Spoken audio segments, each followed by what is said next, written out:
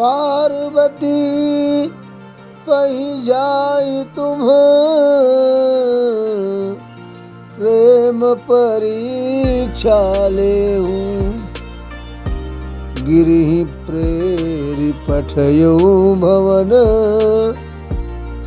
दूरी करहूं संदेह। आप लोग पार्वती के पास जाकर उनके प्रेम की परीक्षा लीजिए और हिमांचल को कह करके उन्हें पार्वती को लिवा लाने के लिए भेजिए तथा पार्वती को घर भिजवाइए और उनके संदेह को दूर कीजिए। ऋषि ने गौरी देखी तह कैसी मूर्तिमंत तपस्या जैसी। बोले मुनि सुनु शैल कुमारी करहूं कवन कारण तप भारी। ऋषियों ने वहां जाकर पार्वती जी को कैसे देखा मानो मूर्तिमान तपस्या ही हो। मुनि ने बोले, हे शैल कुमारी सुनो, तुम किस लिए इतना कठोर तप कर रही हो। यही अवराध हूँ का तुम चाहूँ। हम सन सत्यमरमु किन कहूँ। कहत बचन मनु अति सकुचाई। हंसी हूँ सुनी हमारे जड़ताई। तुम किसी की आराधना करती हो और क्या चाहती हो, हमसे अपना सच्चा भेद क्यों नहीं कहती।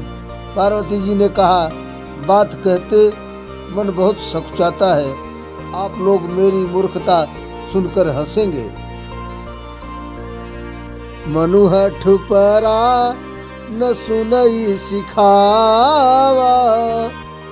चहत बारी पर भीति उठावा। नारद कहा सत्य सोई जाना।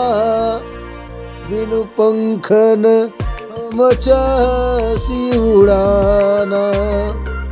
मन में हठ पकड़ लिया है, वह उपदेश नहीं सुनता और जल पर दीवाल उठाना चाहता है।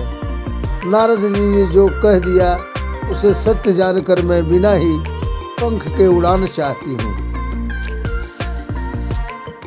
देखा हूँ मुनि अभी बेकू हमारा। चाहिए सदा शिव ही भरतारा। हे मुनियों, आप मेरा ज्ञान तो देखिए कि मैं सदा शिव जी को ही पति बनाना चाहती हूँ। सुनत बचन भी है से ऋषय। गिरि संभव तव देह। नारद कर उपदेश सुनी। कहूँ बसहूँ की सुबह। पार्वती जी की बात सुनते ही ऋषि लोग हंस पड़े और बोले, तुम्हारा शरीर पर्वत से ही तो उत्पन्न हुआ है। भला कहो तो नारद का उपदेश सुनकर आज तक किसका घर बसा है। दक्ष सुतन उपदेश ही जाई। तिन्ह फिर भव नून देखाई। चित्रकेतु कर घर ऊन घाला। कनक कशिपु कर पुनि असहाला। उन्होंने जाकर दक्ष के पुत्रों को उपदेश दिया था, जिससे उन्होंने फिर लौटकर घर का मुंह भी नहीं देखा। चित्रकेतु के घर को नारद ने ही चौपट किया। फिर यही हाल कश्यपु का हुआ। नारद सीखे जे सुनहि नर नारी। अवश्य होहि तजी भवनु भिखारी। मन कपटी तन सजन चीना, आपु सरिस सबही चकीना। जो स्त्री पुरुष नारद की सीख सुनते हैं वे घर बार छोड़कर अवश्य ही भिखारी हो जाते हैं। उनका मन तो कपटी है, शरीर सज्जनों के चिन्ह हैं, वे सभी को अपने समान बनाना चाहते हैं।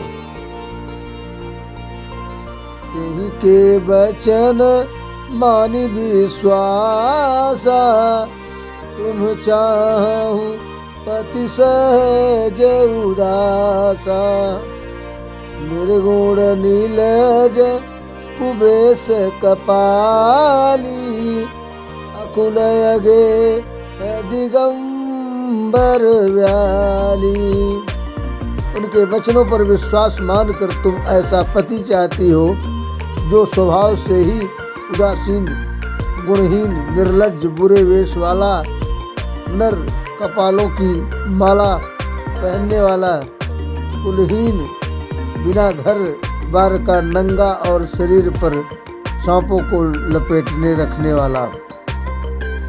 कहूँ कवन सुख असबर पाए, भले भूली ठग के बोराए। पंच कहे शिव सतीय विवाही, पुनः अवडे रिमराय निताई। ऐसे वर के मिलने से कहो तुम्हें क्या सुख होगा। तुम उस ठग नारद के बहकावे में आकर खूब भूली। पहले पंचों के कहने से शिव ने सती से विवाह किया था, परंतु फिर उसे त्याग कर मरवा डाला।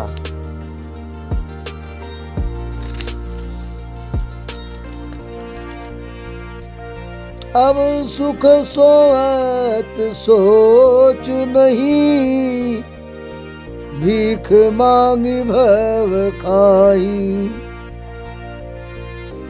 सहज एकाकिनी के भवन, कबहू की नारी खटाई। अब शिव जी को कोई चिंता नहीं रही, भीख मांगकर खा लेते हैं और सुख से सोते हैं। ऐसे स्वभाव से ही अकेले रहने वाले घर भी भला क्या कभी स्त्रियां टिक सकती हैं। अजहू मानहु कहा हमारा, हम तुम कहू बरुनी का बिचारा। अति सुंदर सुचि सुखद सुशीला, गावहि वेद जासु जस लीला। अब भी हमारा कहा मानो, हमने तुम्हारे लिए अच्छा वर विचारा है।